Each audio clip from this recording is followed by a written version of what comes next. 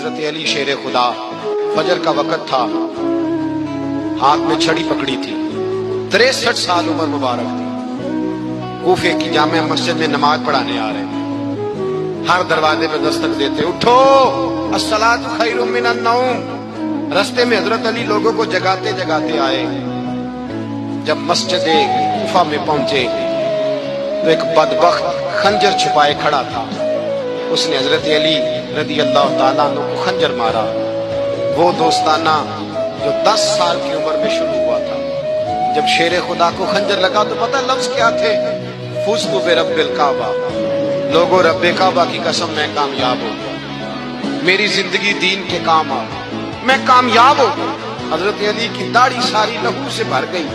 حضرت شیر خدا فرمایا کرتے تھے، ایک دفعہ میں بڑا بیمار ہوا، میرے سے اٹھ کے کھڑا نہیں ہوا جاتا تھا، حضور تیمارداری کرنے آئے تو میں نے کہا یا رسول اللہ پتہ نہیں بچوں گا کہ نہیں۔ حضور نے فرمایا علی نہیں، تو اس وقت دنیا سے جائے گا جب تیری داڑھی لہو سے رنگین ہو جائے گی۔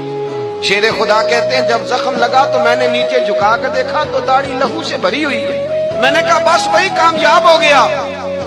جامع مسجد کوفہ میں مولا علی نے سر سجدے میں رکھا، اور اسلام کی تاریخ کا وہ شخص جس شخص نے اپنی بچپن سے لے کر جوانی، جوانی سے لے کر بڑھاپا، اور جاتے جاتے امام حسن اور حسین کو قریب بلایا اور وصیت کر گئے، بیٹا جینا اسی کا ہے جو دین کے لیے جیے، بیٹا مرنا اسی کا ہے جو دین کے لیے مرے، جس دھج سے کوئی مقتل میں گیا وہ شان سلامت رہتی ہے، یہ جان تو آنی جانی ہے، اس جان کی کوئی بات نہیں۔ حضرت شیر خدا کرم اللہ تعالی وجہ الکریم خاتم الخلفاء تھے، ان پر خلافت اسلامیہ ختم ہوئی۔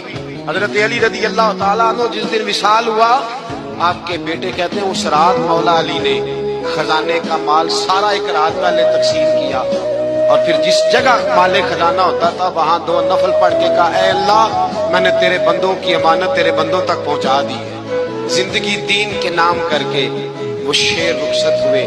21 رمضان المبارک کی شام ڈھلی تو حضرت علی المرتضیٰ شیر خدا رخصت ہوئے۔